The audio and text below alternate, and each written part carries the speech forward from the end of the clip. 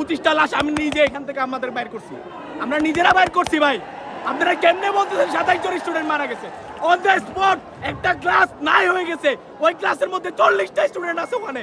আপনারা কেমনে বলতেছেন? দয়া করে এই ছোট বাচ্চাদের লাশ নিয়ে আপনারা খেলিয়েন না ভাই, আপনাদের পায়ে ধরি হাতে ধরি, আপনারা এই ছোট বাচ্চাদের লাশ নিয়ে খেলিয়েন না ভাই।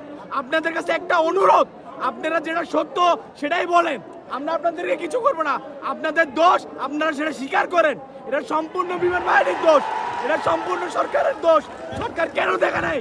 সরকার এটা কেন এত 1900 সালের বিমান কেন ইউজ করতে বলবে? গেছে রাতের 1টা বাজে আপনারা লাশ নিয়ে যাচ্ছেন, কেমনে নিয়ে যাচ্ছেন? আপনাদের লজ্জা করে না? আপনারা সৈন্য হয়েছেন।